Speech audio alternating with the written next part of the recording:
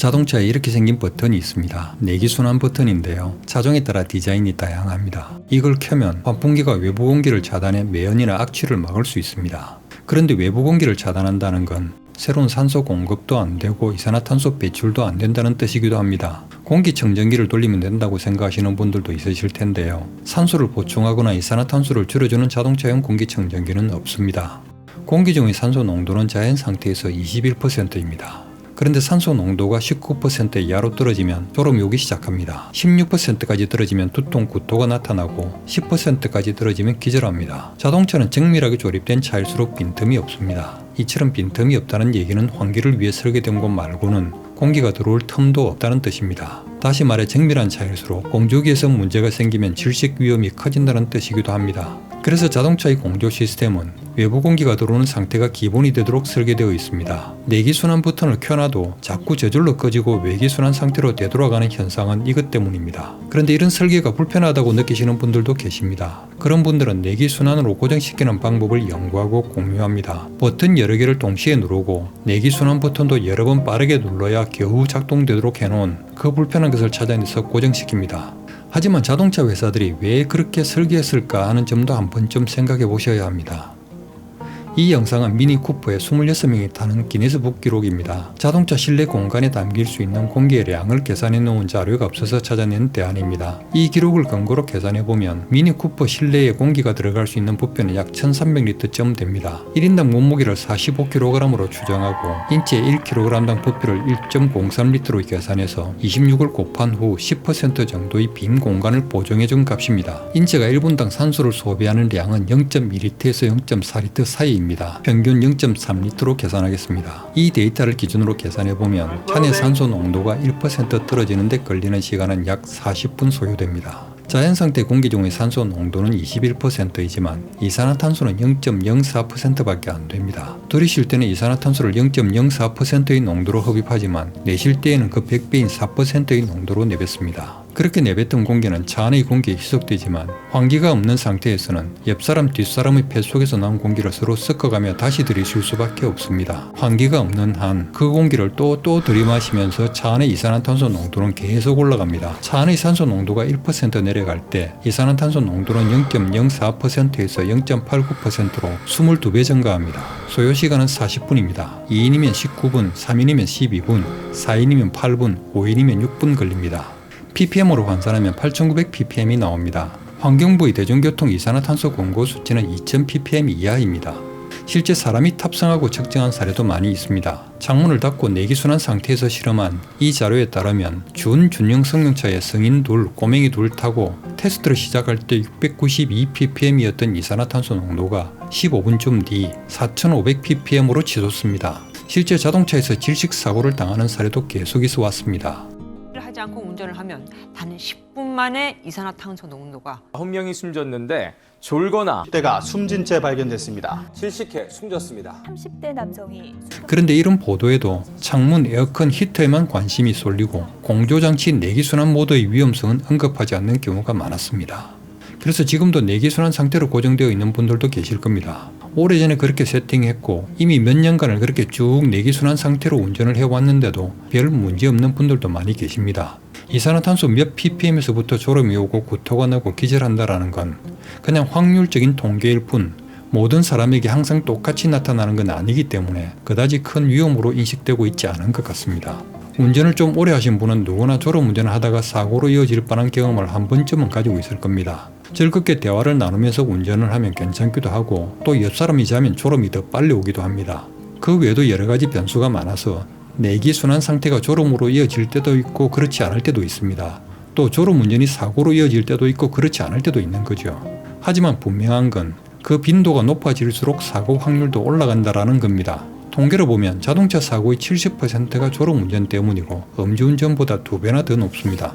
일단 사고가 나면 졸음운전은 브레이크도 한번 밟아보지 못하고 충돌하는 경우가 많습니다. 그리고 그 사고의 가장 큰 피해자는 도로 정체에 갇혀있던 납차들입니다. 졸음운전 사고는 사실상 수면 상태에서 일어납니다. 짧기는 하지만 사고를 내는 순간에는 잠이 든 거니까요. 그래서 졸음운전을 하다가 사고를 내면 그 사고를 졸음운전 사고라 하면 안 되고 수면운전 사고라고 불러야 한다고 생각합니다. 그게 뭔 차이가 있겠냐 싶지만 수면 운전 사고로 인식하면 처벌 수위가 달라지고 경각심의 차원도 달라질 수 있기 때문입니다. 그래서 자동차 공조기는 외기순환 상태를 기본으로 하고 내기순환 버튼은 아주 일시적으로 잠깐씩만 사용해야 합니다.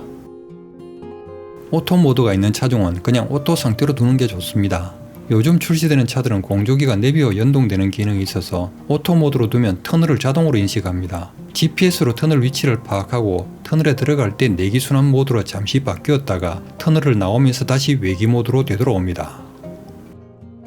이런 문제는 주택도 마찬가지입니다. 냉난방 설계가 잘 된 요즘의 집들은 하루 종일 문을 닫고 생활하는 경우가 많은데요. 그렇게 문을 닫고 생활하면 집에서도 이산화탄소 문제가 발생합니다. 차에 비해 공간은 크지만 머무는 시간도 길기 때문에 관심을 가지셔야 합니다. 요즘의 집들은 창문과 창문 틀의 요철에 고무 패킹까지 붙어있는 창문이 이중으로 설치됩니다. 그만큼 공기가 드나들 구멍도 줄어든 거죠. 그래서 잘 설계된 집일수록 천정에 이런 게 붙어있는 집이 많습니다.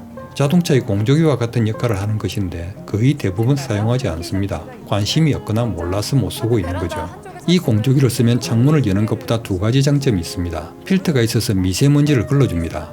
그리고 바깥의 차가운 공기가 실내로 들어오면서 약간 따뜻해진 공기로 들어오기 때문에 난방에도 유리합니다. 열교환 장치라고 하는 게 내장되어 있기 때문인데요. 배출되는 배관과 유입되는 배관의 일부를 모세혈관처럼 서로 교차하게 만들어 온기가 전달되도록 하는 방식입니다. 이런 방식으로 작동되는 환풍 공조 시설이 천정에 붙어 있는데 이건 안 쓰고 별도로 공기청정기를 사서 쓰는 집들이 많습니다. 창문 열어놓고 공기청정기를 돌리는 집은 거의 없습니다. 먼지 안 들어오게 보통 문을 닫고 돌리지요. 그래서 공기청정기를 돌리는 시간이 길어질수록 미세먼지는 줄어들지만 이산화탄소 농도는 계속 올라갑니다. 이 자료는 어느 초등학교 교실의 이산화탄소 농도 변화를 테스트하는 영상입니다. 저희 반 아이들은 저랑 같이 프로젝트 학습을 하고 있고요. 지금 통계를 막 내고 있는 상황인데 에어컨은 켜져 있고 창문은 다 닫혀 있는 밀폐된 공간에서 얼마나 이산화탄소가 차는지에 대한 실험을 하고 있습니다. 테스트를 시작할 때 0.0697%이던 이산화탄소 농도가 문을 닫아놓고 에어컨을 켜고 수업을 시작한 지 54분이 지난 후 0.22%까지 3배로 올라갑니다. 이 자료의 풀버전은 유튜브에서 열정 기백샘 이산화탄소로 검색하면 볼 수 있습니다. 교실에서 조는 아이들이 생기면 아이들에게 주의를 주기 전에 환기 상태부터 챙겨볼 필요가 있습니다. 그리고 지금 집에 계시는 분은 지금 천장을 한번 보시고 이렇게 생긴 구멍이 있는지 한번 확인해 보십시오. 각 방마다 2개가 있을 겁니다. 하나는 들어오는 곳이고 하나는 나가는 곳입니다. 공조기를 켜는 스위치는 벽에 있는 냉난방 스위치와 함께 있을 겁니다. 공조기 스위치의 펜 모양 버튼을 켜고 환기관 끝에 휴지 같은 걸 대어보면 흡입 배기의 작동 상태를 확인해 볼 수 있을 겁니다. 구멍이 덮개를 돌리면 각 방별로 통풍구를 열고 닫을 수도 있습니다. 천정에 환풍구는 있는데 스위치도 없고 필터박스도 없는 집이 있습니다. 중앙 집중 방식으로 가동되는 아파트 또는 빌라에 이런 경우가 많습니다. 이런 구조는 옥상에 전원장치 없이 바람 힘으로 돌아가는 환풍구로 공기가 빠져나갑니다. 이산화탄소는 보이지도 않고 냄새도 없지만 공기보다 무거워 바닥으로 가라앉습니다. 사람이 내뱉는 이산화탄소는 다른 기체들과 섞여 있고 온도로 열기가 만드는 대류 또는 사람의 움직임이 만드는 바람에 의해 실내 공간 전체로 골고루 퍼져 흩어집니다. 그러나 6시간 이상 문 한 번도 열지 않고 움직임도 없이 잠잘 때는 아래쪽으로 차곡차곡 쌓일 수도 있습니다. 자고 나면 아무런 이유도 없이 머리가 아프다면 방 구조를 한번 확인해 보세요. 방문과 바닥 사이에 약간의 틈은 있어야 잠잘 때 바닥 쪽에 정체된 높은 농도의 이산화탄소가 집 전체로 퍼져 분산될 수 있습니다.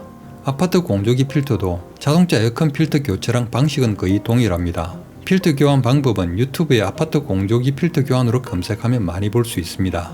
자동차의 내기순환 모드가 자꾸 꺼지는 건 자동차 회사가 소비자들을 불편하게 만들려고 그러는 건 아니지 않겠습니까? 소비자로부터 불평을 듣더라도 안전을 위해 그러는 걸 겁니다. 졸음운전의 원인은 다양합니다. 과로나 수면 부족은 운전 중인 상태에서는 어찌할 방법이 없지만 환기 문제는 창문을 잠시 열거나 외기순환 버튼 한 번만 누르면 해결됩니다. 운전하시는 분들 중에 지금도 어떤 게 내기 상태이고 어떤 게 외기 상태인지 구분 못하시는 분들 많을 겁니다. 가족이나 친구들에게도 좀 알려주십시오. 만약 나라면 if I